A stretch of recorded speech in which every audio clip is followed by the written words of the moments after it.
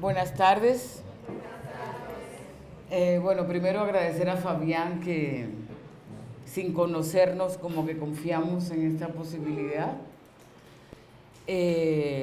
Ciertamente no había nunca estado en esta universidad, ya me enteraré de más cosas en estos días que voy a estar aquí. A Pereira paso muchas veces porque mi compañera tiene la familia en Tuluá y siempre pasábamos por aquí, pero pasar, nunca me ha quedado, así que espero conocer un poco más de esta ciudad. Gracias por venir, sobre todo en una hora que todo el mundo quiere como dormir. Yo espero no dormirles. Y bueno, yo lo que quisiera es que tuviéramos como una especie de diálogo. Voy a introducir el feminismo decolonial porque probablemente muchas y muchos de ustedes no conozcan de qué se trata. Y además voy a dar mi versión y mi corriente del feminismo decolonial, porque como pasa todo se institucionaliza. Ahora el feminismo decolonial está de moda y hay que preocuparse cuando las cosas están de moda. La academia muchas veces toma ciertas posiciones, propuestas, epistemologías críticas y la hace sencillamente categorías y conceptos. Como ustedes van a ver, esta es una propuesta que atraviesa la acción política colectiva, no solamente es una propuesta académica y teórica, y también lo es, ¿no? Pero yo conozco mucha gente que está dando feminismo decolonial en las universidades, pero eso sencillamente se queda en la universidad. Y eso atraviesa mi vida personal, ¿no? Como decía Fabián, bueno, yo nací en República Dominicana, aunque he migrado desde muy joven a otros países de América Latina. Tengo ya 14 años, voy a cumplir esta semana 14 años en este país, que me ha aguantado, que me ha acogido, que amo profundamente a Colombia, con todas sus contradicciones y su bipolaridad. Yo siempre digo que este país es bipolar. Tiene la guerra por un lado, pero por otro lado tiene la alegría, la creatividad, es una cosa ahí como medio esquizofrénica. Y me encanta. Así que yo soy una embajadora de este país por donde quiera que voy, para que sepan que no solamente existe Pablo Escobar o Álvaro Uribe Vélez, no. El haber nacido en ese lugar, que es República Dominicana, no sé si conocen a República Dominicana a alguien, o saben de República Dominicana, me imagino que saben de Wilfrido Vargas, de Juan Luis Guerra, ¿no? De Sergio Vargas, eso llega mucho por estos lados. Pero es más que eso. Es un país que comparte una isla con Haití, que históricamente nos dividieron, es decir, antes era una sola isla, y fueron los colonizadores españoles y franceses que se la repartieron, y eso generó en unos conflictos históricos que tenemos ahí. Pero más que definirme desde un Estado nacional que es República Dominicana, yo me defino desde la isla, ¿no? Porque tenemos muchas cosas en común y yo me siento más isleña, más allá de que los colonizadores hayan partido la isla en dos. En esa isla fue que yo empecé a hacer mi activismo político. O sea, buena parte de mi crianza estuvo ahí, pero también ahí empecé a hacer mi activismo político, primero en el movimiento de mujeres, luego en el movimiento feminista, luego en el movimiento de mujeres negras, luego como lesbiana feminista, y luego migré y eso se fue ampliando, ¿no? En términos de otras relaciones políticas, teóricas, etc. Y mi pensamiento y parte de lo que voy a hablar aquí viene de ahí. Es luego que yo estoy en la academia, mucho luego, ¿no? Y es aquí que yo empiezo la academia, en Colombia. Entonces, esto para decir que de lo que voy a hablar atraviesa mi experiencia política y también los debates que hemos establecido algunas en la región, que hoy podemos decir que el feminismo decolonial por lo menos tiene un reconocimiento, digamos, tanto como corriente política como aporte teórico. Entonces, lo que voy a ir haciendo algunas aclaraciones, por ejemplo, sobre poscolonial, decolonial, feminismo decolonial, etcétera, etcétera. Luego voy a ir pasando por varias de las corrientes políticas que yo he participado y que son fuente fundamental del feminismo decolonial. Para que ustedes vean que el feminismo decolonial precisamente se recupera parte del pensamiento político de estas corrientes más críticas del feminismo, cuáles son las críticas que le tenemos también a un feminismo blanco y hegemónico, y luego también cómo se articula con una propuesta que seguro ustedes han oído por ahí, la opción de colonial, la teoría de colonial, la colonialidad del poder, de Quijano y toda esa gente, ¿no? Que nos articulamos pero que también tenemos bastante crítica. Eso para decirle más o menos cómo va a ser la cosa. Entonces yo voy a ir pasando como por las corrientes políticas, qué es lo que plantean estas corrientes, cuáles son los elementos clave que retoma el feminismo decolonial, para luego al final decir qué es el feminismo decolonial y se puede entender, ¿no? Aquí yo pongo en el nombre Abya Yala, me imagino que también mucha gente sabe por qué decimos Abya Yala. Abya Yala fue el nombre que los indígenas Kuna, los que están en la parte de la frontera entre Colombia y Panamá, llamaron a una parte de este continente. Y una de las apuestas de coloniales es quitarnos la colonialidad de encima, ¿no? ¿Cómo hacemos eso? De muchas maneras. Y una de ellas es la recuperación. Recuperamos una serie de nombramientos, porque el nombramiento fija una realidad, ¿no? Me imagino que la gente que hace análisis del discurso lo sabe, el discurso crea una realidad a la vez que la realidad también crea el discurso. Entonces, en vez de decir América Latina, que ha sido un nombramiento colonial, muchas y muchos de los que estamos en esta onda preferimos decir Abya Yala, como parte de esa recuperación de este nombramiento. Y pongo aquí glefas, porque más allá de que yo trabaje en la Universidad Nacional en la Javeriana, este pensamiento surge de la que articulamos un grupo que se llama Grupo Latinoamericano de Estudios y Formación Feminista, GLEFAS, que estamos en diferentes lugares de Abya Yala, tanto en el activismo como también en algunas academias críticas, y hacemos feminismo decolonial, no solamente pensamos teóricamente, sino que en la práctica política lo hacemos, ¿no? Colectivamente además. Y por eso yo pongo aquí glefas, porque es desde aquí que voy a hablar. Entonces, la primera parte, lo que voy a hacer es un poco distinguir lo que es feminismo postcolonial y decolonial, que yo creo que hay una serie de confusiones. La segunda parte, lo que voy a hablar es fundamentalmente cuáles son las fuentes principales, lo que yo les decía, los feminismos críticos y la opción decolonial, y cuáles son las propuestas que hace el feminismo decolonial, en términos políticos y teóricos, ¿no? Si a mí me preguntaran qué es el feminismo decolonial, tuviera muchísimas palabras que condensarían, digamos, esta propuesta. Como yo le decía, es una recuperación. ¿Por qué es una recuperación? Porque parte de la colonialidad, entendiendo aquí la colonialidad como lo definió Quijano, como un patrón de poder, que no solamente afectó a Abya Yala, sino a todo el planeta, en términos de definir subjetividades, relaciones económicas, relaciones políticas, relaciones culturales, subjetivas, ¿no? Incluso, teniendo como Europa, digamos, ese centro para pensarnos para pensarnos todos y todas. Por ejemplo, la universidad es un ejemplo de eso, ¿no? Tenemos universidades porque pensamos que aquí está el centro del conocimiento, cuando no es cierto. Pero si tú no pasas por la universidad, no te valora suficientemente, por ejemplo, para conseguir un trabajo. Y por eso cada vez tenemos que hacer maestrías, tenemos que hacer doctorado, etcétera, porque si no, no te reconocen en eso. Pero todos nuestros barrios, comunidades, etcétera, tienen conocimiento a diario, que no son teorizados, que no son legitimados, ¿no? Entonces, parte de esa colonialidad del poder nos hizo olvidar de estas producciones de pensamiento, de acciones políticas colectivas que la gente hace, y fundamentalmente las comunidades afro, comunidades indígenas, comunidades campesinas, populares, y una de las partes que nosotros hacemos es recuperar todo ese conocimiento que nos ha sido negado además, históricamente, ¿no? Entonces, el feminismo decolonial tiene que ver con recuperar esas cuestiones que van desde el conocimiento, desde otras maneras de ser, desde un cuestionamiento del individualismo que nos metió el colonialismo y la colonialidad del poder. La otra palabra sería la complejización, y eso lo voy a ir haciendo en la medida que voy atravesando, digamos, las corrientes críticas, porque nosotras como feministas de colonial, a pesar de que pasamos por muchas de las corrientes críticas, también complejizamos las propuestas, ¿no?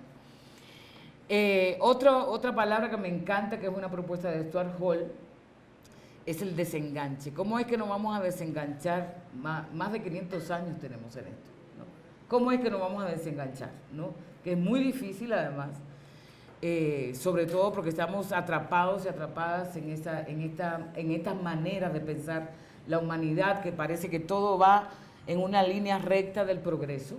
Nos han dicho, tienes que progresar. Ahora, cuando la gente tú le preguntas qué es progresar, ¿no? Es tener más dinero, es ser como los europeos, o en este caso como los norteamericanos. De aquí a poco vamos a querer ser como los chinos, ¿no?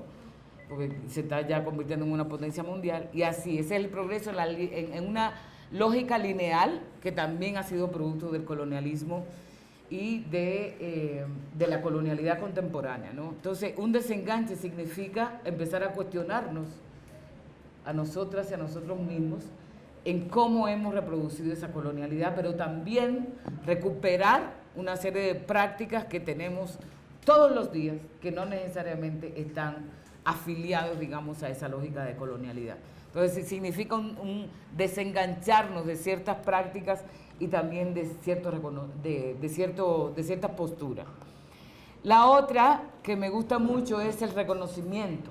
Es decir, esto significa que aquellos conocimientos o aquellas propuestas que no han sido suficientemente legitimadas por la academia, por las universidades, por esta lógica institucional del Estado, tenemos que recuperar eso, ¿no?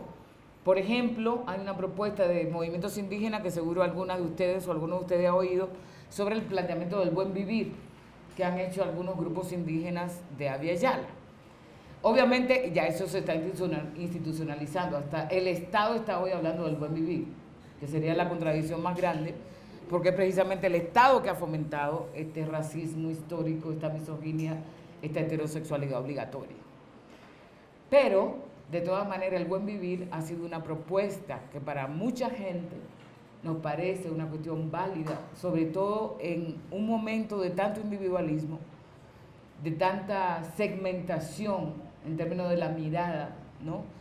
En esta lógica de la productividad, incluyendo aquí en las academias donde estamos, ¿no? Si tú no escribes en inglés o escribes en revistas indexadas o no citas a Foucault, entonces ahí hay un problema para mucha gente, ¿no?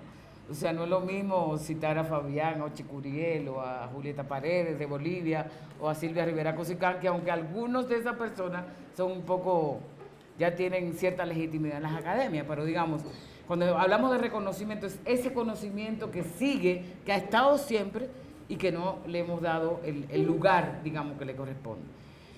Y por todo lo anterior, para mí el feminismo decolonial es un proceso restaurador, en el sentido que siempre nos negaron, sobre todo a la gente que hemos sido afectadas por la racialización desde el no privilegio, ¿no?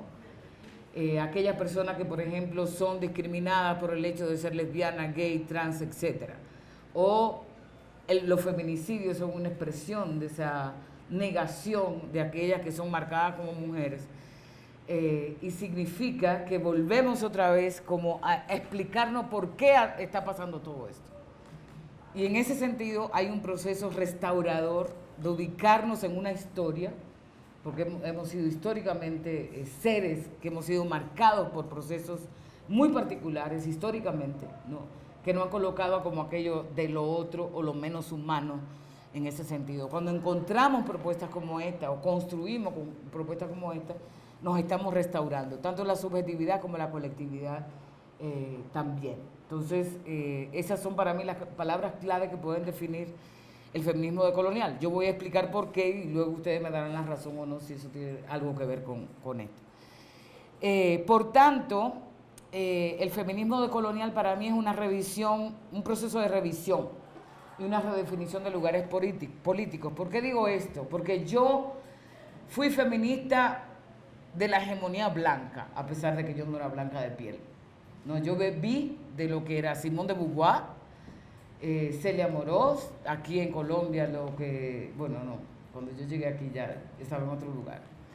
Pero digamos, todas esas feministas que son las que se reconocen en la teoría social a nivel general, que costó mucho que realmente se reconocieran como teóricas sociales, ¿no?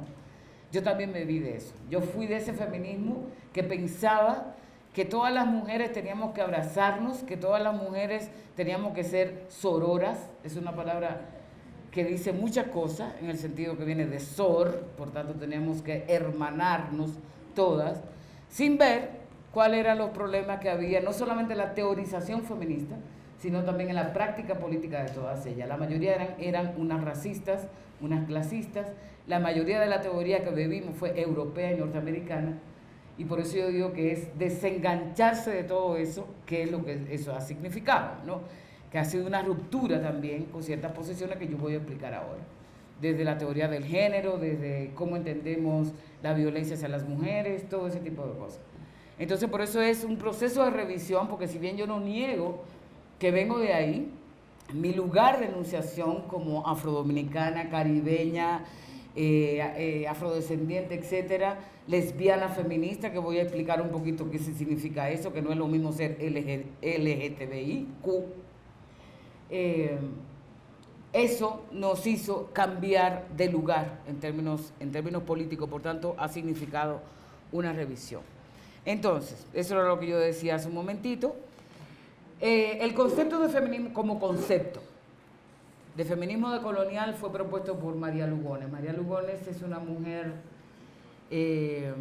argentina, de origen argentino, que vive en Estados Unidos, que tiene un texto, varios textos, muy interesantes si quieren seguir profundizando, uno que se llama Hacia un feminismo decolonial y otro que se llama La colonialidad del género, que es uno de los conceptos clave que más adelante voy a explicar.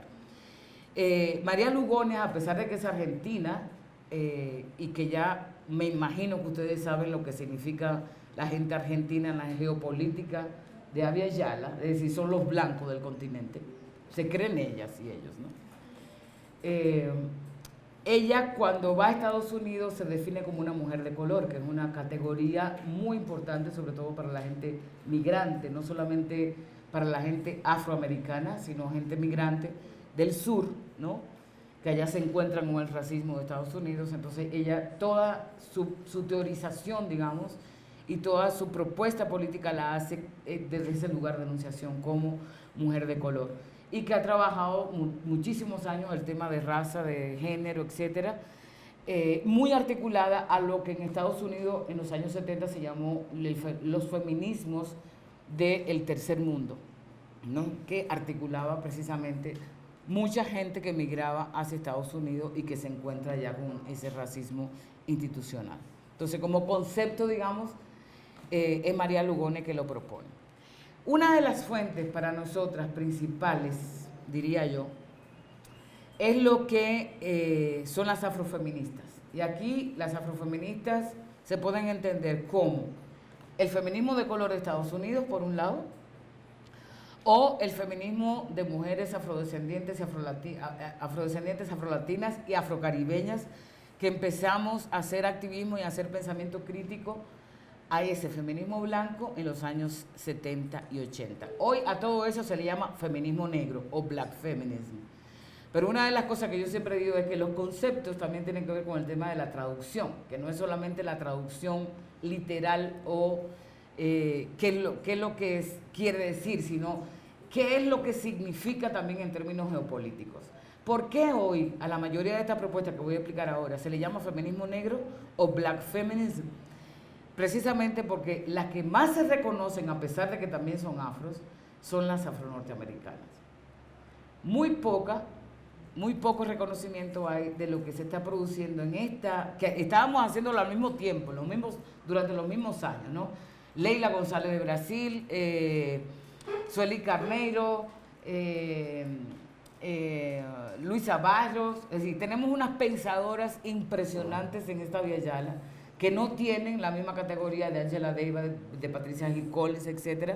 Por tanto, ahora todo eso se llama feminismo negro, ¿no? Pero es una lógica de traducción geopolítica de cómo nos llegan también los conocimientos o cómo validamos ciertos conocimientos, y es porque las norteamericanas se llamaban black feminism, que se traduce en feminismo negro. Yo prefiero llamar afrofeministas de Abya Yala de los años 70 y 80, y lo que estábamos haciendo en esta parte, digamos, es, ustedes saben que una de las cuestiones que el feminismo planteó y que ha ayudado, digamos, a problematizar lo que es la subordinación de las mujeres, es decir, es tomar la categoría de género, ¿no?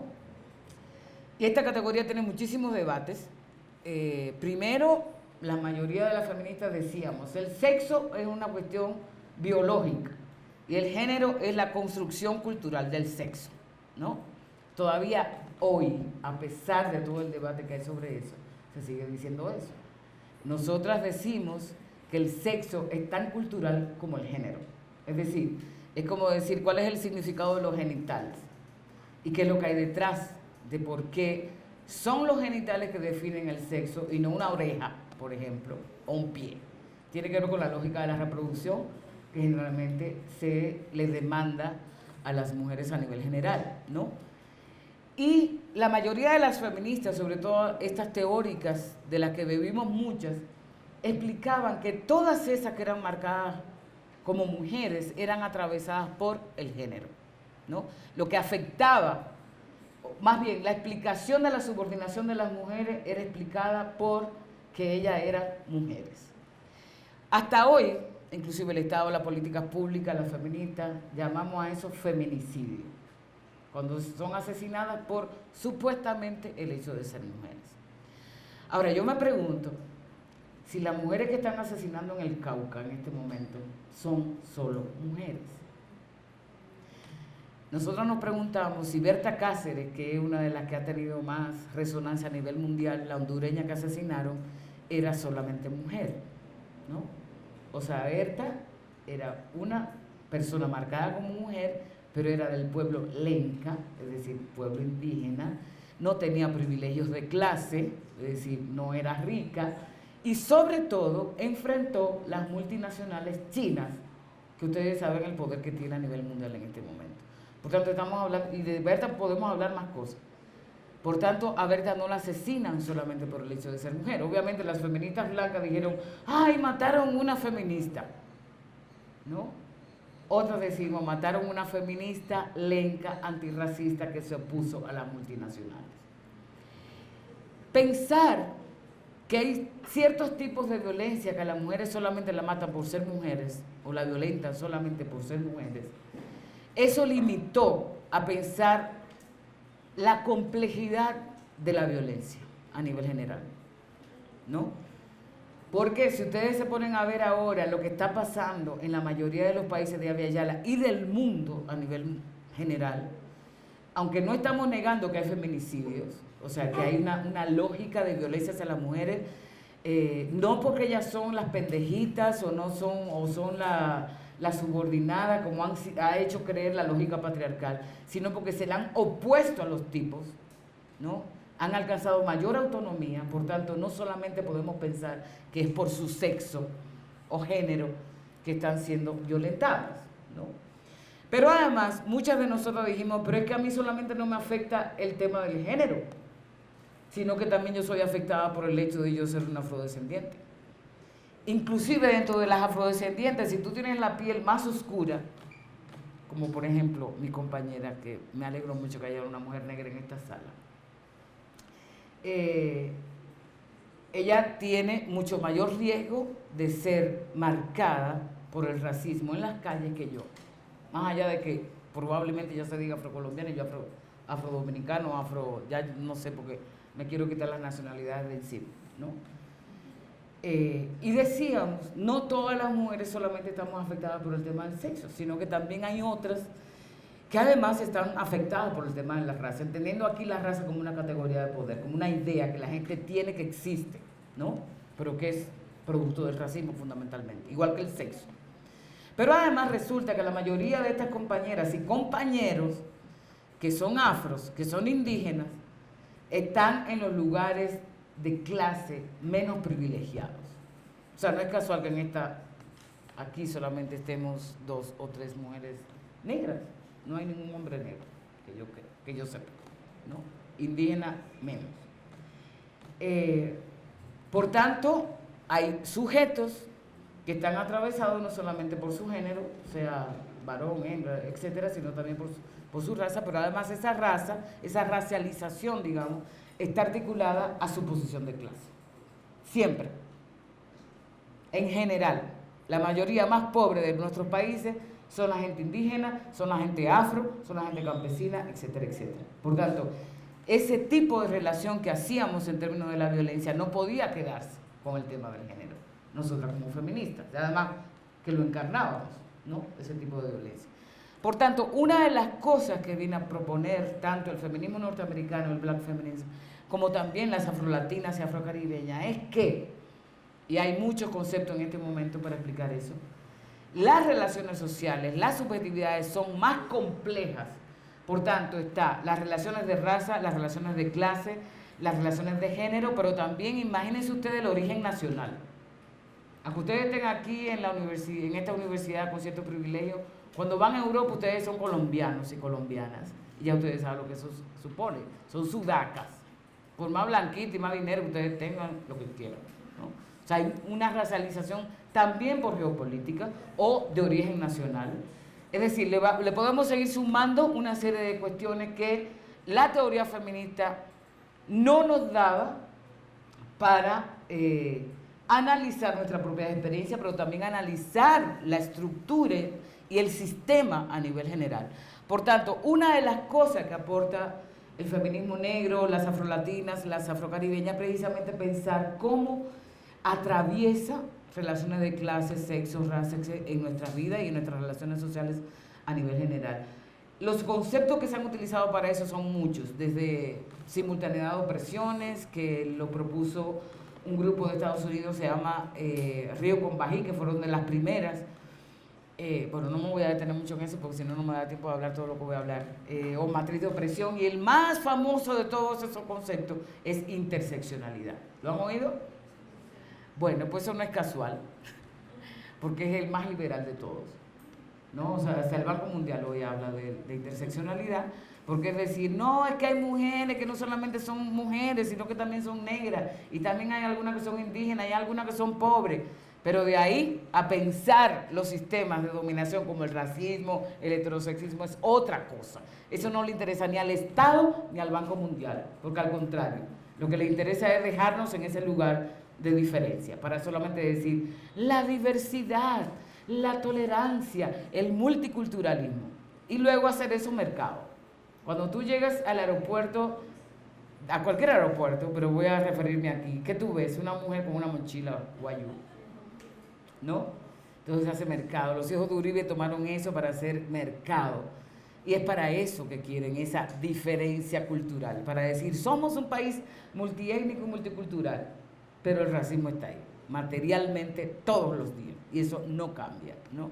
Entonces, esto para decir que una de las críticas entonces que le hicimos a ese feminismo, que nosotros llamamos blanco, no solamente porque la mayoría es blanca de color de piel, sino también blanco de ideología, ¿no? Es cuestionar esta cuestión de solamente limitarse al tema de género. Y esa es una fuente fundamental del feminismo decolonial. Aquí pongo algunas caras. Está Mara Viveros, que es de aquí de Colombia, está Leila González, que para la de este lado, que es una para mí de las pensadoras más maravillosas que ha tenido Abya Yala, que ya murió de una cáncer. Está Sergia Galván, está Sueli Carneiro, aquí estoy yo, está Yurema Bernet. Es decir, hay muchas pensadoras que han trabajado esto de la interconexión, digamos, entre las experiencias de sexo, género, clase, y todo esto fue relacionado precisamente con la experiencia de la colonización y la esclavitud. Es decir, ¿por qué somos negras? ¿Por qué somos afros? Es una pregunta que casi nadie se hace, ¿no? ¿O por qué somos mujeres? ¿O por qué somos lo que somos? Porque son cuestiones históricas, y en ese sentido, todo lo que somos es parte de un proceso que nos nombró de esa manera. Por ejemplo, cuando a mí me dicen algunas feministas, es que estoy orgullosa de ser mujer, yo le digo, qué tragedia. Porque ser mujer, si yo a ustedes le pregunto en este momento qué es ser mujer, no lo voy a hacer porque eso es muy complejo. Parecería que es la pregunta más sencilla, pero es la pregunta más compleja.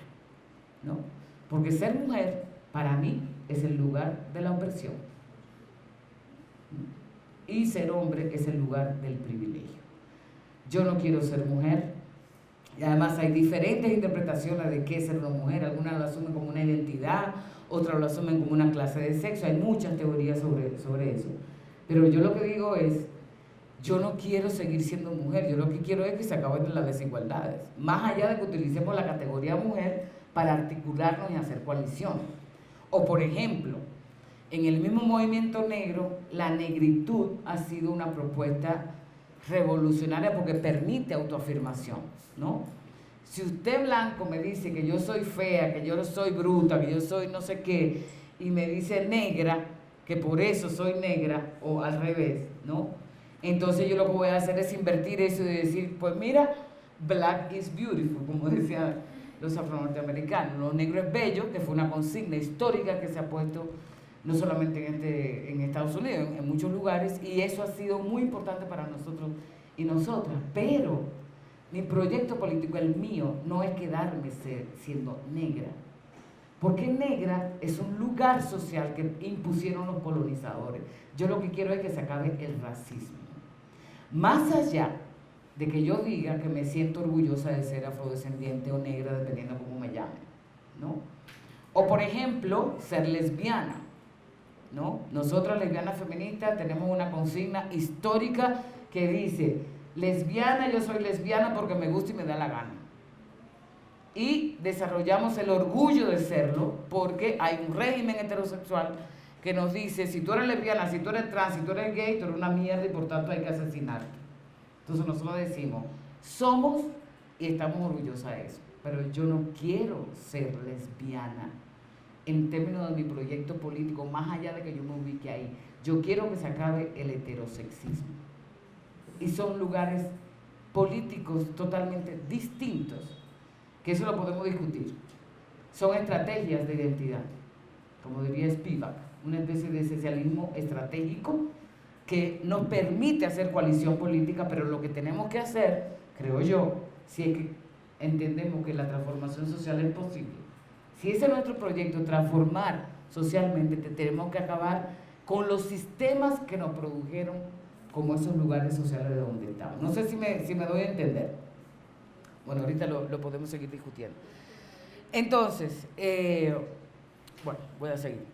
Bueno, esto es más o menos lo mismo. Estas son algunas de las compañeras que nos han nutrido muchísimo desde la experiencia de Estados Unidos. Angela Davis, de este lado, ¿no? Que es la que más tal vez se conoce. Barbara Smith, Shirley Clark, Bell Hooks, aquí más tengo aquí, Patricia Hill Collins, Audre Lorde, es decir, más o menos en el contexto de Estados Unidos, esas compañeras empezaron a cuestionar ese feminismo blanco y además que no han permitido una serie de análisis sobre eso, de la imbricación de las opresiones, de eso que se llama la matriz de las opresiones, la interseccionalidad, como ustedes quieren. Ellas han sido fundamentales para aportándonos también cómo entender, digamos, cómo los sistemas de dominación se articulan, ¿no? Por ejemplo, hay unas producciones muy interesantes de cómo la experiencia es una fuente de conocimiento, que trabaja mucho Patricia Hill Collins, cómo también el hecho de ser una mujer racializada desde el no privilegio permite cierto privilegio epistémico, en el sentido de que yo experimento, digamos, una realidad, sea que soy víctima del racismo, del sexismo o lo que sea, y yo puedo teorizar sobre eso. Es decir, cómo la experiencia es una fuente de conocimiento, por tanto se tiene un privilegio epistémico para hablar sobre eso. Eso no quiere decir que eso garantiza de que una mujer afro tenga conciencia del racismo o del sexismo. Pero lo que ella dice es por lo menos un privilegio que una tiene, que a partir de la experiencia una pueda teorizar esa experiencia, ¿no? El análisis de la violencia, por ejemplo, fue mucho más complejo. No solamente la violencia hacia las mujeres por ser mujeres, sino, por ejemplo, la violencia policial, ¿no?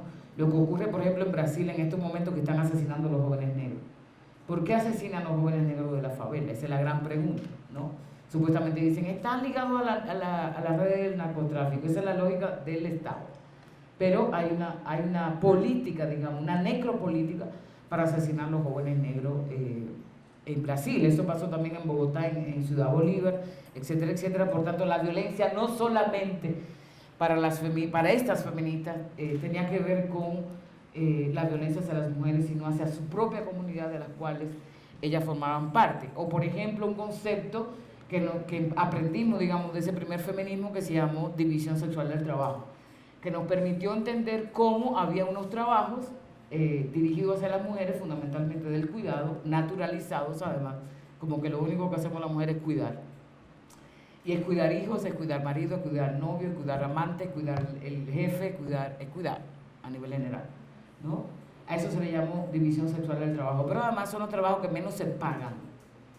Y eso ya ustedes saben que todo el mundo tira informe de cuánto ganan menos las mujeres que los hombres, eso se sabe. Y aquí en la universidad debe ser igualitito, ¿no? Entonces, pero muchas dijimos, es cierto que hay una división sexual del trabajo, ¿no? Pero también hay una división racial del trabajo. ¿Quiénes son la gente que hacen en general los aseos de estas universidades? Son gente empobrecida, en otros lugares son más negros, más indígenas, etcétera, etcétera. ¿Quiénes son la gente cuando ustedes van a los aeropuertos que limpian, que cocinan, etcétera? Entonces no podemos solamente hablar que hay una división sexual del trabajo, es decir, hay ciertas mujeres que están en ciertos lugares, pero hay otras personas que están atravesadas por el tema de raza y obviamente el tema de clase, que están articuladas, que también están ahí. Por tanto, propusimos, digamos, no solamente hablar de división sexual del trabajo, sino racial y social del trabajo. El otro tema es el tema de la familia. Por ejemplo, la teoría feminista, o estas teóricas feministas, decía siempre que la familia era aquel lugar donde estaba la opresión, evidentemente, y eso lo vemos hoy. Por ejemplo, ¿cuántas niñas, adolescentes están siendo violadas por los papás, por los tíos, por los abuelos? Eso es cierto. Pero en aquellos lugares donde el racismo se instala de forma cotidiana, institucional, estructural, la familia, sobre todo una familia que no es nuclear, no es la familia burguesa nuclear, es un lugar de protección para la gente. Si ustedes han ido a Europa, me imagino que mucha gente que ha ido a Europa, ustedes van a ver que los lugares están segmentados, ¿no? El barrio árabe, el barrio latino, el barrio asiático, porque eso es comunitarismo.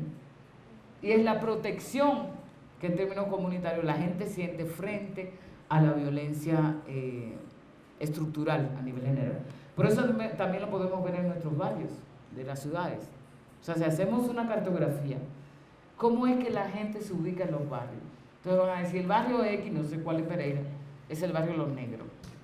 Aunque no lo llamen así, pero es casi seguro que ahí están ubicados la mayoría de la gente negra. ¿Por qué? Porque hay una familia extensa, ¿no?, que no es la nuclear, que es su comunidad. Y esa comunidad significa una protección frente a ese racismo estructural. Entonces, cuestionamos también este concepto. La otra es una cosa que me toca muy de fondo, es el tema de la espiritualidad que va articulada con el tema de la música. Una de las cosas que los pueblos indígenas, los pueblos afro, han mantenido a pesar de la imposición del judeocristianismo, a propósito de esta universidad, es que hay una serie de espiritualidades que se han mantenido históricamente, ¿no? Ustedes van a los pueblos afro, a los pueblos indígenas, hay una espiritualidad que a pesar de, y además que fue violenta, ustedes lo saben, ¿no? A pesar de eso, es tan importante la ancestralidad, por ejemplo, la ancestralidad y la música. O sea, ¿qué es lo que tiene que ver, por ejemplo, la música del Pacífico, la música del Caribe, lo que le llaman la música de gente negra, que hoy también está siendo azotada por el mercado, ¿no? Pero eso tiene, digamos, un significado en la vida histórica de la gente y que nosotras colocamos como un lugar que muy poco ha sido reconocido, excepto por la gente que lo experimenta, ¿no? Entonces nosotros recuperamos estas espiritualidades, estas nuevas maneras, no, porque no han sido nuevas, de hecho fue mucho antes, muchas de ellas del judeocristianismo, estas maneras que permiten a los pueblos sobrevivir ante las adversidades, ante todos los problemas que tienen. Y bueno, lo que le decía ahorita, el cuestionamiento de esta lógica de sororidad, de que todas las mujeres estábamos, teníamos que articularnos, etcétera, etcétera. De hecho, Audre Lorde, que está aquí, que también murió, es una poeta maravillosa afro-norteamericana, decía, ¿qué teoría feminista explica que mientras las feministas van y dan la conferencia sobre la subordinación de las mujeres, hay unas que se quedan lavándole los calzones a esa misma feminista que va y habla de la explotación de las mujeres? ¿No? Y eso, digamos, es para mí es la frase perfecta para poder entender cuáles son las diferencias entre las mujeres, precisamente. Bueno, nosotras también recuperamos lo que son los aportes de feministas indígenas, y pongo mujeres y feministas a propósito, porque muchas de ellas no se quieren llamar feministas. Y no solamente se quieren llamar feministas por todo el prejuicio que hay en torno al feminismo, que también lo hay. Las feministas son unas locas, las feministas son unas brujas, las feministas lo que quieren es ser como los hombres, son unas feminazis, el último concepto, digamos, que ha salido de todo eso últimamente, ¿no? Pero muchas de ellas no se quieren llamar feministas precisamente por el racismo que ha atravesado la teoría feminista a nivel general, ¿no? Tienen otra genealogía que no necesariamente es ese feminismo blanco. ¿Qué retomamos como feministas decoloniales sobre estas compañeras que tienen además un pensamiento complejo, interesante? A ellas, eso que las afrolatinas llamamos interseccionalidad, matriz de opresión, le llamaban la triple opresión. Y como a partir de su propia experiencia decían que eran triplemente explotadas, ¿no? Como raza o etnia, como clase, como género. Un elemento fundamental es el tema de lo comunitario. O sea, cómo lo comunitario no es solamente una teorización frente al individualismo capitalista neoliberal, sino cómo lo comunitario es la propuesta del buen vivir. O sea, no podemos seguir pensando de que vamos a poder sobrevivir ante este nefasto mundo, como está el cambio climático, todo lo que ya sabemos, la explotación, que tenemos que tener 3 trabajos, 4 trabajos para poder sobrevivir, si no es a partir de lo comunitario, a partir de lo que la comunidad construye colectivamente. Eso no quiere decir que no hay relaciones de poder en las comunidades, ya lo sabemos, ¿no? Pero ¿cómo es que vamos a volver a eso? Y eso significa entonces una cosa muy importante que yo aprendí, porque yo antes era separatista. O sea, yo era separatista, feminista, por tanto, odiaba a los hombres. Para mí eran los enemigos naturales, como muchas feministas lo siguen pensando, ¿no? Yo fui luego separatista afro, no quería saber nada de gente blanca. Que hay que ver que en Latinoamérica decir blanca son 2 o 3, ¿no? O sea, estamos hablando de blanco mestiza o de mestiza, pero esa gente para mí era lo peor. Eran las racistas y no sé qué.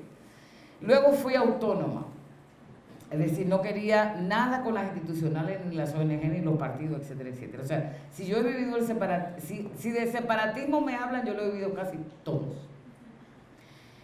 Pero, cuando yo me encontré con estas propuestas, yo me di cuenta que era un lugar privilegiado. Es decir, ¿quién es que puede ser separatista? La gente que puede autodefinirse, autorreferenciarse sola, cosa que eso no es posible, pero se lo creen, ¿no? Entonces, por ejemplo, una de las propuestas que nosotros como feministas decoloniales retomamos a propósito de lo que han planteado estas compañeras, por ejemplo, cuando a muchas afroamericanas, como la que yo puse ahorita, le decían que tenían que ser separatistas, y ella decía, no podemos.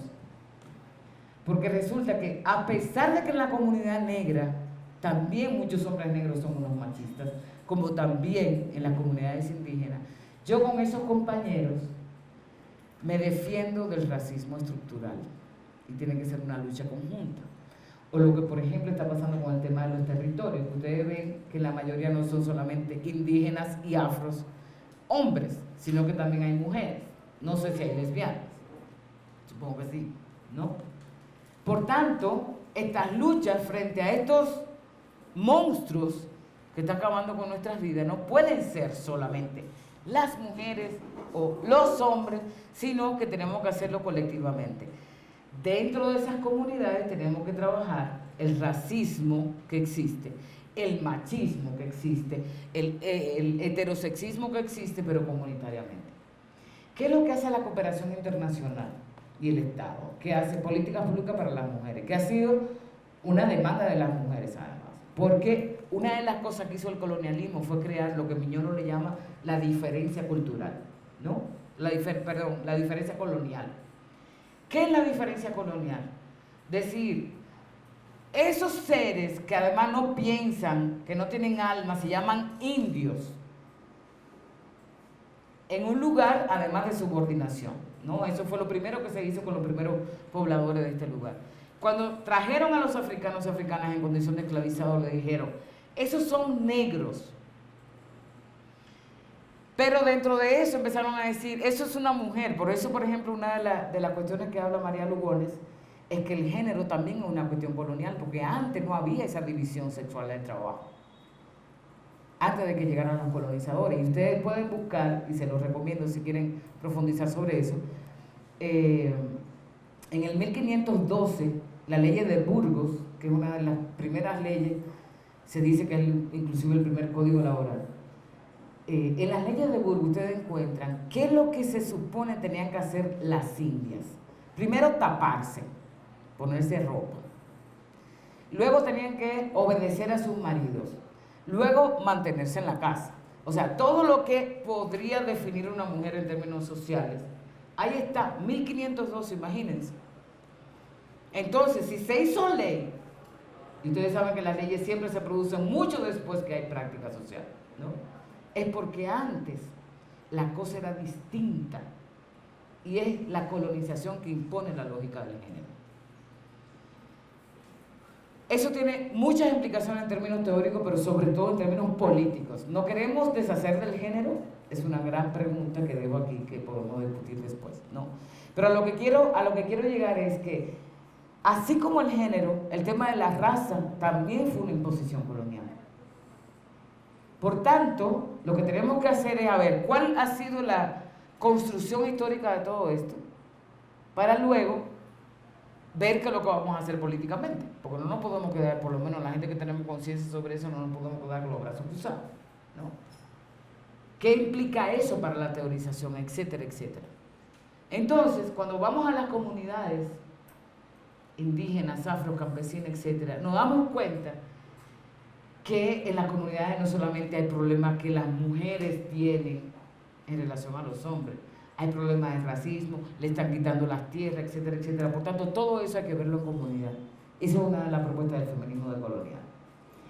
Ahora, ¿qué es una comunidad? Es la gran pregunta, porque pensarlo en términos indígenas, en términos afro, en términos campesinos, es más fácil, porque hay una cuestión de territorio, que además es la antropología colonial que define eso de esa manera, ¿no? ¿Cuáles son nuestras comunidades posibles? Nosotras, urbanas, urbanos, etcétera, ¿no? Donde, por ejemplo, hoy, antes yo era separatista de los hombres, yo digo, los hombres tienen que ser feministas, por lo menos lo que me dicen a mí, que creen en la transformación social, como los de izquierda, que ya saben que son unos machos, ¿no? Que por suerte ya están, por lo menos en las universidades ya están saliendo, se están denunciando, hay que ponerle cara, ¿no? Pero yo quiero que los hombres sean feministas. Ahora, en esa relación no tenemos el de izquierda y yo la misma condición, porque yo fui marcada como mujer. Él fue marcada como hombre, por tanto tiene privilegios en esta sociedad. Pero ¿cuál es la única manera que vamos a hacer para destrozar eso? Tomar conciencia de esos privilegios que tenemos y empezar a desbaratarlo. Porque es muy fácil. Yo soy hombre feminista. Yo me sé el discurso de género y no lava ni un plato. O por ejemplo, no deja hablar. Toma todo el espacio, ¿no? O por lo menos no hace absolutamente nada en su estética para dejar de parecer hombre, que es la parte más delicada de esa vaina, de esa marcación en términos de género, ¿no? Pero yo también quiero que la gente blanca de privilegio racial se cuestione su privilegio racial. ¿Cómo que lo va a hacer? Bueno, deja hablar la negra cuando están ahí y no la tome como una pendeja, ¿no? Deja de estar haciendo estudios sobre las negritas para tú obtener una maestría o un doctorado aquí en la Universidad Católica, o en la Javeriana o en la Nacional. O sea, deja de utilizar a esa persona indígena, negra, pobre, trans, como objeto de estudio y estudiate a ti, que es mi propuesta, que se llama la antropología de la dominación. Hay que hacer etnografía de la dominación. ¿Qué significa eso? Estudiar la gente blanca que nunca se estudia. Estudiar el Estado, bueno, el Estado un poco más, la dinámica del Estado. Hay que estudiar a los ricos. No digo que los ricos de este país, no. Dame nombre, apellido, de dónde vienen, cómo fue, cómo llegaron aquí, cómo dominan los medios de comunicación. Eso, hay que etnografiarlo. Porque es muy fácil seguir siendo colonial aquí, diciendo, ay, mi investigación es alternativa. Y ya sabe lo que hacemos al principio, en la introducción, ¿no? Mi lugar de enunciación, yo soy una mujer blanca o heterosexual y no sé qué, pero yo quiero trabajar a la gente negra porque siento que puedo aportar sobre eso. Lo primero es, el mejor aporte que puedes hacer es dejar de estudiarlos. Bueno, sobre eso, sobre el grupo que voy a tener en mi clase, vamos a hablar el último día sobre las metodologías y los métodos para descolonizar, medio descolonizarnos, porque yo la verdad creo que en la universidad no nos descolonizamos. Para descolonizar la universidad tendríamos que acabar con la universidad. Y habría que ver si estamos dispuestos o dispuestas a hacer eso, pero bueno. Entonces, todo esto empezó por lo que yo estaba diciendo sobre el separatismo y todo eso. O sea, yo creo, hoy, a pesar de que fui separatista, que yo creo que todas las personas que pensamos que podemos tener un proyecto común para cambiar este mundo para bien, tienen que ser sujetos múltiples, negros, indígenas, campesinos, hombres, mujeres, lesbianas, trans, etcétera, porque si seguimos como nos puso este lugar, entonces nos vamos a pelear por los recursos que llegan de la cooperación internacional, por los recursos de las políticas públicas, y entonces nos hacemos enemiguitos y enemiguites, ¿no? Y eso no va a cambiar, o sea, eso no avanza un proyecto de transformación social. Por tanto, hoy yo no soy separatista. Creo que el separatismo es un privilegio de ciertos lugares, aunque es difícil no ser separatista, déjenme decirle, porque la verdad que esos hombres horribles, horrorosamente machos, yo la verdad paso. O la gente racista, ¿para qué yo me voy a juntar con esa pendeja o ese pendejo con un racista que lo más que yo puedo hacerle es otra cosa, ¿no? Entonces es muy difícil. Yo estoy diciendo aquí la gente que cree en el proyecto de transformación social, que no son todos los hombres, ni toda la gente blanca o mestiza, etcétera, etcétera, que yo sí creo que tenemos que juntarnos, ¿no? Por tanto, lo comunitario también lo miro desde ese lugar hoy como feminista decolonial. Hay una cosa muy interesante, por ejemplo, aquí tenemos las compañeras, aquí Aura Cumes, que es una compañera maya quiché de Guatemala. Ella ha hecho un trabajo interesantísimo sobre el Popol Vuh. ¿Saben qué es el Popol Vuh? Para quien no sabe, es uno de los libros originales mayas, ¿no? Que se ha podido descifrar en muchas cosas. Y ella trabaja el Popol Vuh y lo que ella ubica ahí es que no había género en las poblaciones mayas antes de la colonización, precisamente, sino que las personas se llamaban de otra manera que yo no sé pronunciar, no lo voy a decir ahora, pero es un trabajo muy interesante que nos da cierta pista, ¿no?, de cómo el género realmente se construyó en términos coloniales. O por ejemplo, Gladys Zul, que también es maya quiché, ella trabaja el tema de la comunalidad, o sea, cómo su propuesta y cómo ciertos grupos indígenas en Guatemala mantienen la comunalidad, que no solamente es lo comunitario, eso es parte, ¿no?, sino las maneras en que la gente se está oponiendo a estrategias, por ejemplo, capitalistas neocoloniales. Lorena Cabnal, también de Guatemala, que aunque aquí arriba con Julieta Paredes conformaron lo que hoy se llama el feminismo comunitario, que ha tenido mucho éxito, sobre todo en muchas comunidades. Y precisamente hay muchas cosas del feminismo comunitario que no me voy a poder explayar hoy, pero lo interesante es cómo se construye comunidad con todas esas contradicciones que se hacen. Entonces es una manera también de salirle a esta lógica individualista de ese feminismo blanco.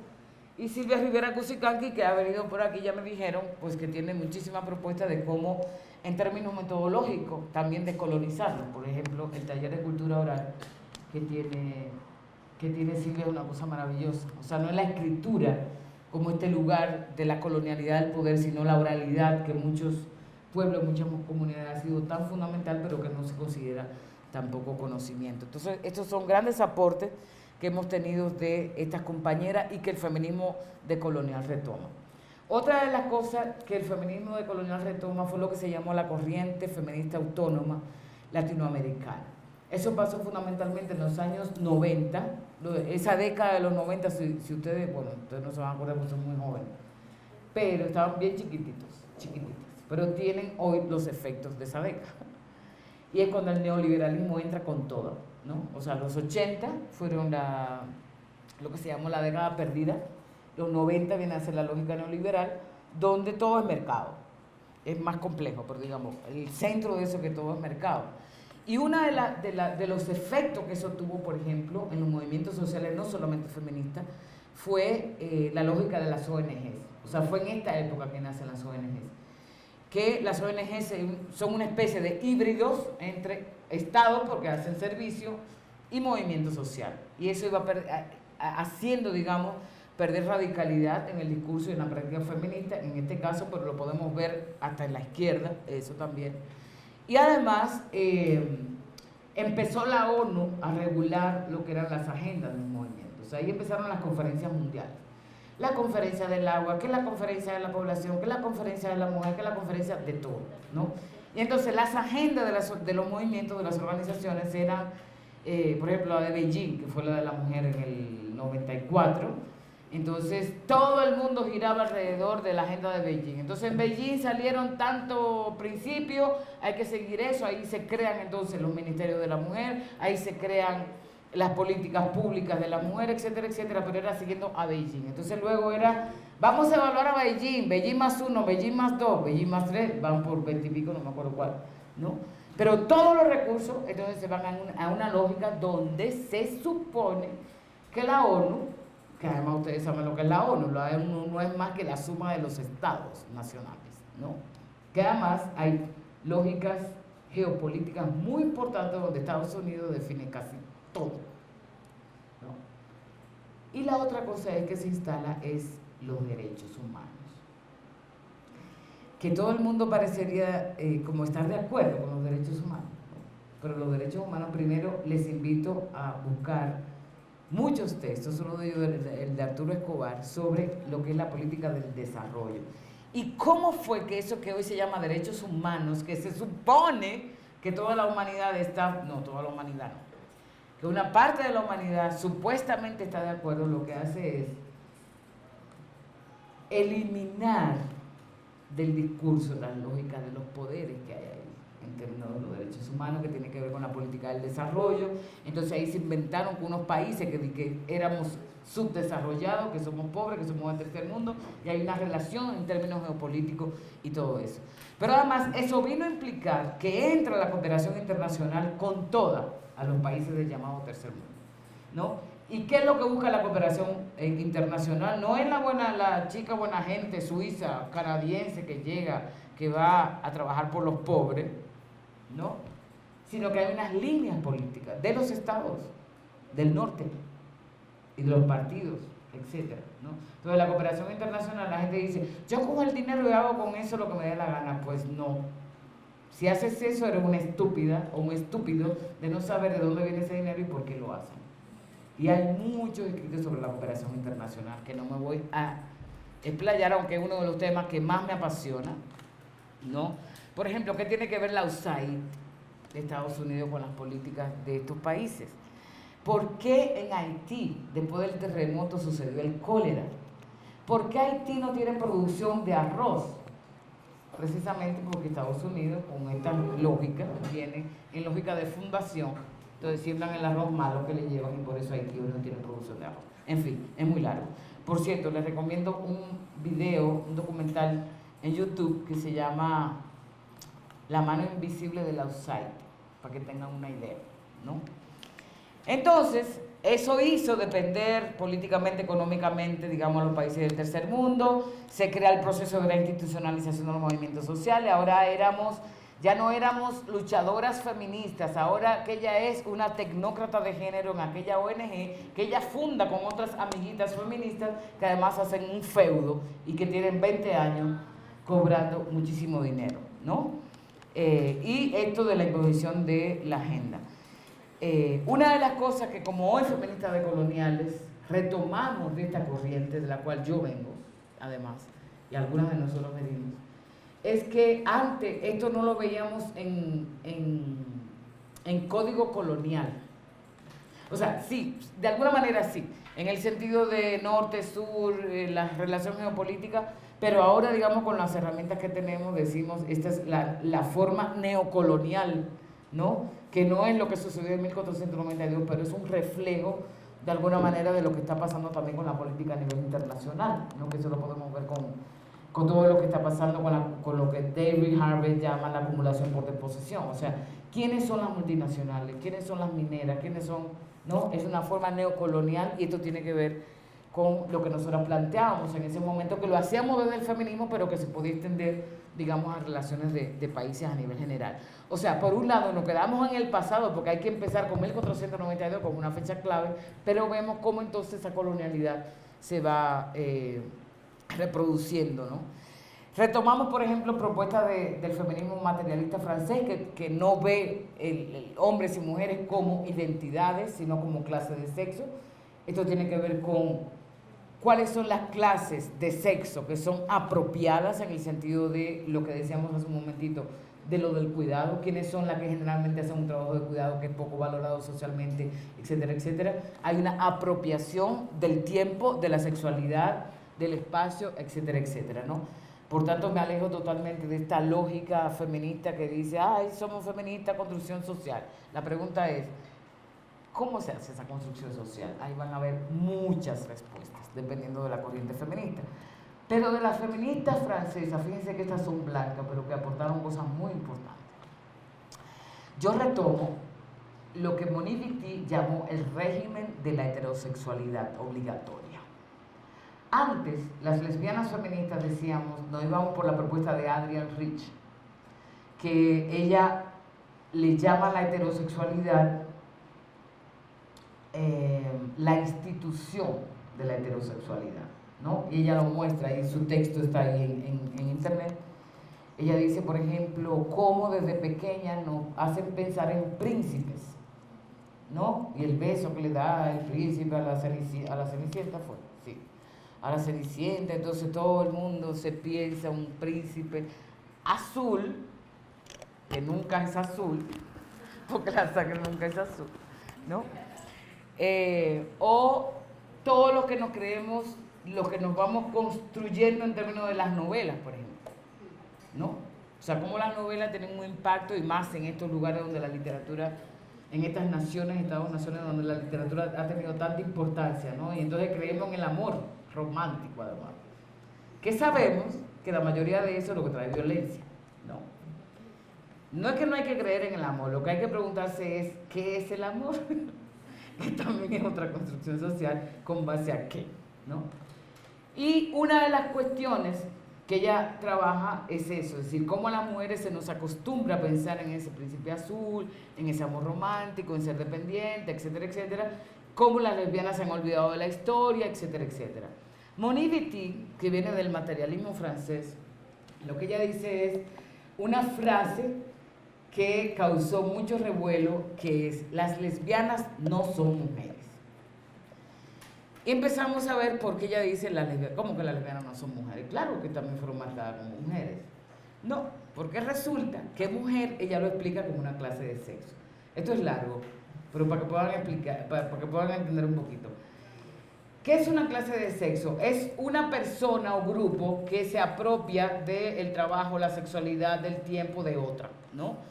Lo que ellas analizan, las feministas materialistas, es que no es lo que decían las feministas marxistas, que era que las mujeres estaban dentro de una clase social, o eran proletarias o eran burguesas, como decía Marx, ¿no? Ella lo que dice, no, son una clase particular. ¿Por qué? Porque a ella ni siquiera se le paga. Marx hubiera explicado esto diciendo, es que hay gente que se le paga y otra que no se le paga. Por tanto, hay explotación. Ese es su concepto de explotación. Hay alguna gente que tiene medio de producción y otra que no lo tiene, ¿no? Esta lo que dicen es que hay gente que hace un trabajo que no se le paga y que fundamentalmente son mujeres, pero no son mujeres porque tienen vulva o porque tienen, no, sino porque son apropiadas. ¿Me doy a entender? No importa los genitales aquí. Aunque coincidía que la mayoría de la gente que tenía genital vulva era también apropiada. Por tanto, hay una lógica de la apropiación a partir de la marcación del tema del cuerpo. Pero aquí lo importante es la relación social. Entonces, ¿qué pasa en la heterosexualidad? Y le voy a poner algunos ejemplos nada más. Si ustedes ven una pareja heterosexual en la calle, ¿quién lleva a quién?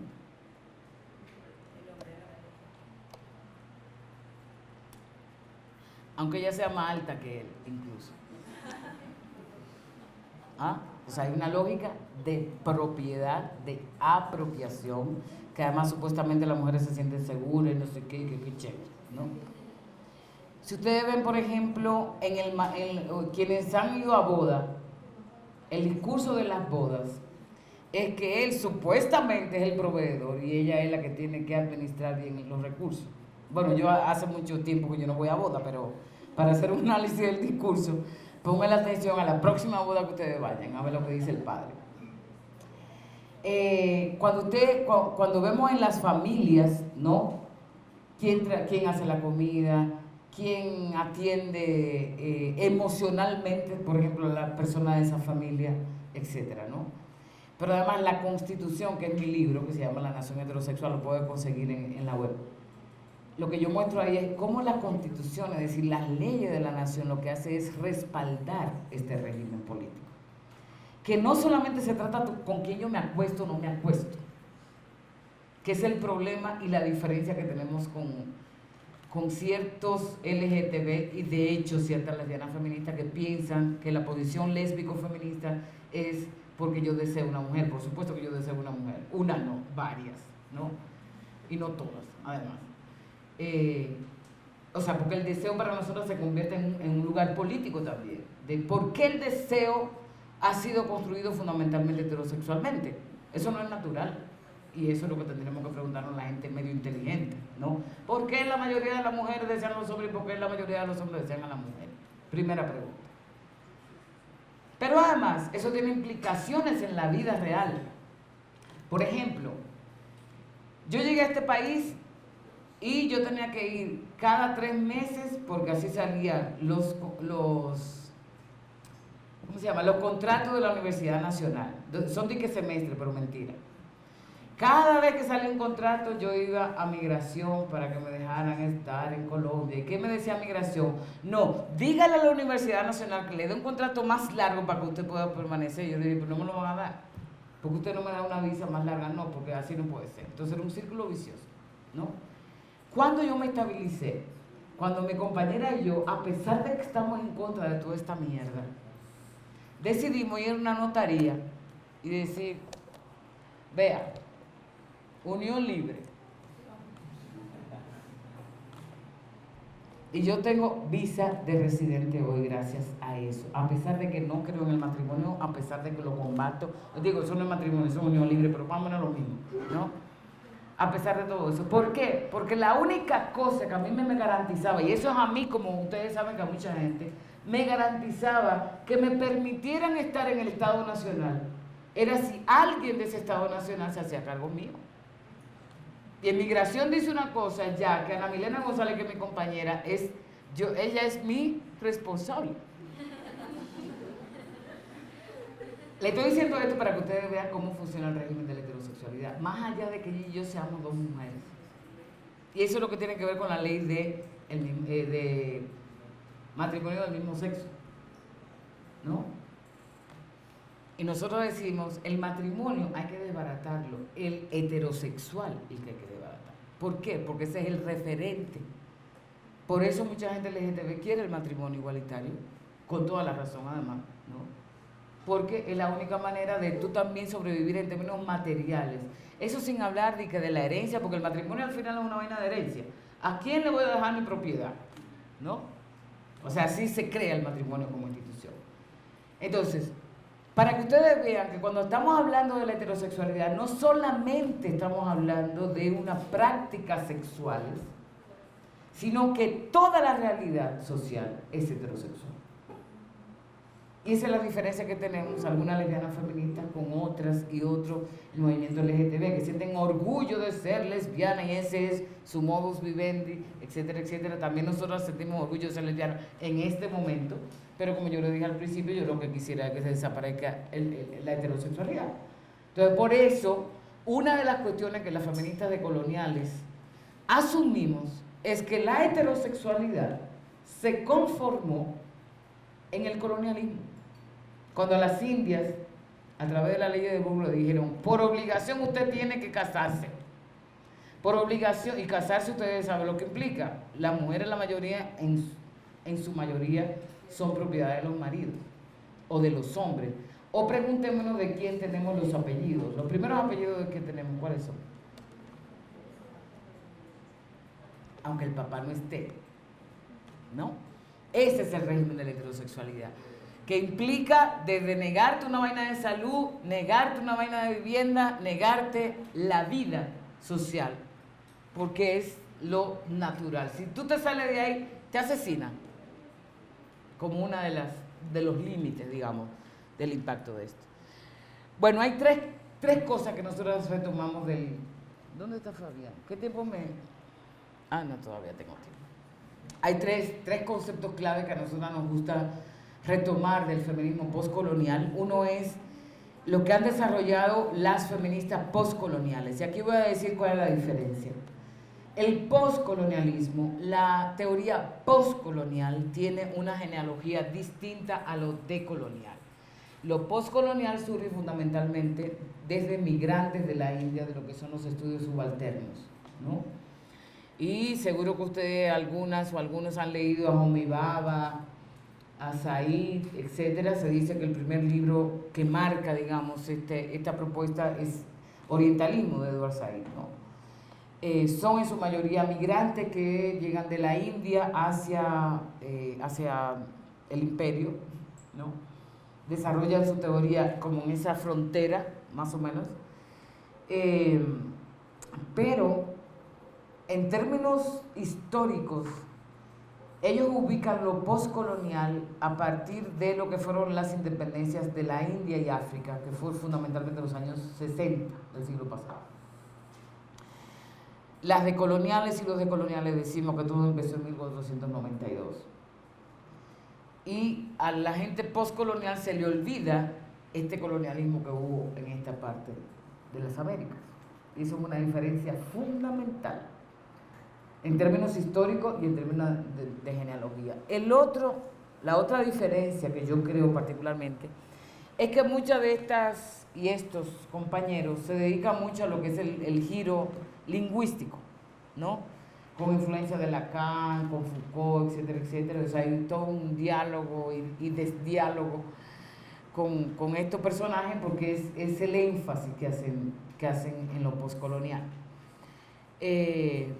En fin, muchas cosas. Entonces, cuando hablamos de feminismo postcolonial y feminismo decolonial, lo que tenemos que ubicar es en términos de temporalidad.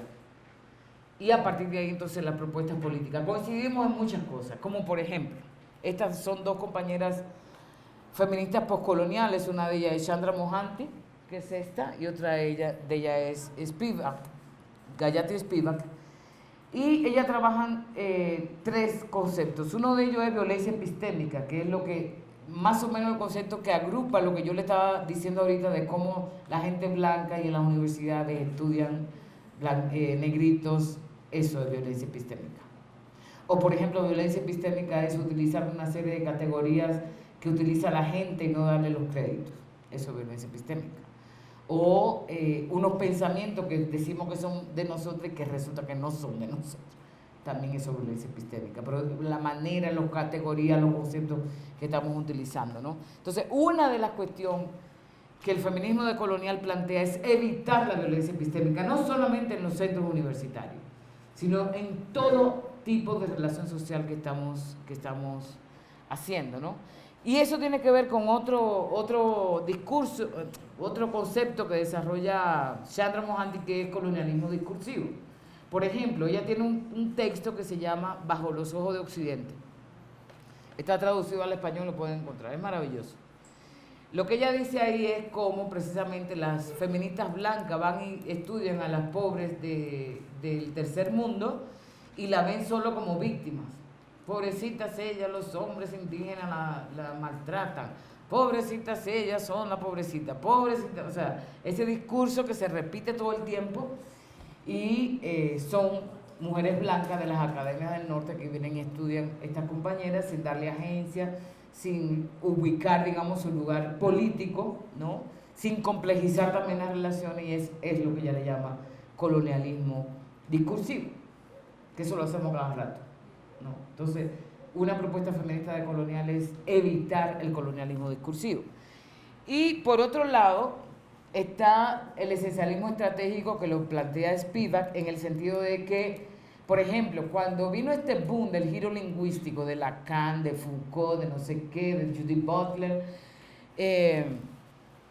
pues muchas de las que nos reconocíamos lesbianas, negras, nos dijeron, esas identidades ya no les sirve, porque las identidades son discursivas, las identidades son contingencia, por tanto, y como diría Yudelquis Espinosa, mi compañera feminista de Colonial, cuando pensábamos que no teníamos que subir al barco, nos hicieron bajar. Claro, los blancos siempre han tenido las identidades bien puestitas y bien naturalizadas, que nadie se lo cuestiona. Son blancos, se sienten blancos, sienten como blanco, ¿no? O la gente heterosexual, tienen, ¿qué tú eres heterosexual? ¿Y por qué? Nunca le hacen esa pregunta. A nosotros nos dicen, ¿y tú desde cuándo eres lesbiana? ¿Y por qué? ¿Y te violaron? Y no sé qué, ¿no? Porque esas identidades hegemónicas están tan puestas, tan esencialistas, que nunca son necesarias. Mucho menos para la coalición política, porque no se tiene que defender de nada, ¿no? Lo que Spivak dice es cierto que las identidades son construidas, es cierto que son contingentes, pero para nosotras, nosotres, ¿no? Negras, lesbianas, etcétera, esas identidades pueden inclusive utilizar el esencialismo en algún momento, más allá de que tú creas que, lo que yo decía al principio, yo no quiero toda la vida ser lesbiana o ser afrodescendiente sí, negra, ¿no? Sino que es una estrategia, una categoría estratégica que yo uso para, primero, mostrar la opresión y luego para articularme en torno a otra opresión. Entonces, esa es una categoría que nos interesa mucho, sobre todo cuando estamos pensando en, esto es lo mismo. Bueno, ya eso no lo voy a desarrollar, solamente decirle que una buena parte que toma el feminismo decolonial es lo que propone la opción decolonial, se llama también Proyecto de Modernidad Colonialidad o la teoría decolonial, que fundamentalmente es entender la modernidad occidental como un producto del colonialismo, ¿no? O sea, lo que es Europa hoy es gracias al colonialismo, y eso es epistémico, eso es político, eso es económico, etcétera. A partir de ahí hay una serie de categorías como sistema moderno colonial, ver la colonialidad, que es la extensión de ese colonialismo como ese lado oscuro, dice la teoría decolonial, en el sentido de que no se ve, pero que está ahí, ¿no? Que es una secuela del colonialismo, y a partir de ahí entonces hay muchos tipos de colonialidades. La del poder, la del saber, la del ser, la del género, que cada una necesitaría, digamos, una... Aquí están sus protagonistas principales de esta opción decolonial. Bueno, entonces, para ir terminando, ¿cuáles son las críticas fundamentales que tiene el feminismo decolonial? Primero, una crítica a la lógica del desarrollo, ¿no? Y sobre eso hay muchas teorías. Por ejemplo, es maravilloso el texto de Arturo Escobar sobre la creación del tercer mundo, donde él explica cómo es que se va formando esta lógica del desarrollo y este discurso del desarrollo. Una crítica a la lógica de la conquista y una crítica que lo que hubo aquí fue encuentro de culturas. Nosotros decimos aquí lo que hubo fue saqueo, colonialismo, etc. Dos, criticamos ese concepto de patriarcado universal. ¿Qué es eso, el patriarcado? ¿No? Porque no en todos los lugares, no en todos los momentos hay relación patriarcal. Eso no quiere decir que no existe, sino que hay que complejizarlo con las otras cuestiones que yo he planteado, como el racismo, el heterosexismo, etc. Planteamos otra genealogía distinta a la de Europa y a los Estados Unidos, en términos de lo que es esa historia lineal, que todo empezó con Colón, ¿no? Nosotros empezamos a cuestionar, incluso cuestionamos la genealogía de la historia del feminismo a nivel general. Porque se dice, el feminismo nació en Europa con la sufragista. Bueno, ¿y qué es lo que es el feminismo? Bueno, ahí podemos hacer diferentes cosas, ¿no? Una de las cosas que podemos decir es, feminismo es todas las personas, todas las mujeres que lucharon. Bueno, entonces las indígenas fueron las primeras. Esa genealogía no se cuenta. A nosotros nos interesa contar eso, ¿no? Bueno, lo que le decía, criticamos este sujeto de las luchas segmentado, que los negros, la gente negra parecería que solamente le tocará luchar por el racismo, que a la gente indígena por la tierra, que a las mujeres por la violencia hacia la mujer, etc. Para nosotras la lucha tiene que ser un sujeto múltiple, ¿no? Por tanto, criticamos ese progreso de la conquista de los derechos de las mujeres, de la democracia, que también es una lógica de colonialidad, y esa linealidad de la historia moderna colonial. Nosotras criticamos toda esta dependencia teórica, epistemológica, política que tenemos del norte, hablándose del norte, tanto Europa como también Estados Unidos. Bueno, como ya yo le dije, la crítica, el mal que le ha hecho la cooperación internacional a estos países nuestros, ¿no? Yo siempre digo que lo que la gente tiene que, el tipo de relación que hay que establecer con la cooperación internacional no es decirle cooperación, sino reparación. O sea, repárennos que todo ese dinero que ustedes tienen allá se los robaron de aquí, ¿no?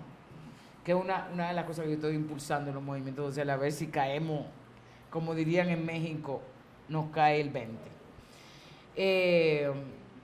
Bueno, cuestiona también la dependencia del Estado Nacional. O sea, una de las cosas que yo creo que hay que ver es cuál es el tipo de autonomía en términos del Estado-Nación, ¿no? Eso no quiere decir que vamos a romper de mañana la relación con el Estado porque pagamos impuestos. Y si no tenemos esa relación, y más ahora, por ejemplo, la universidad pública, ¿no? Frente a la lógica del neoliberalismo, ¿qué es lo que vamos a hacer con las universidades? Si cada vez las empresas privadas se están metiendo a robarnos también la educación. ¿Qué hacemos con eso? Pero mientras tanto tenemos que buscar otra alternativa paralela que no es solamente el tema del Estado. Por tanto, criticamos la historiografía hegemónica, criticamos, digamos, las propuestas liberales como la interseccionalidad, como ya le expliqué, y criticamos los determinismos, ¿no? De decir la izquierda, a nivel general, cuál izquierda, dónde, cuándo, ¿no? Feminista, cuáles. Todo eso es muy importante empezar a poder ponerle apellido. Entonces, para terminar y abrir, el feminismo decolonial, como yo decía al principio, es una recuperación que a nosotras muchas nos ha permitido complejizar las teorías, las propuestas políticas, ubicarnos en este continente, ¿no? ¿Qué es lo que se está produciendo aquí?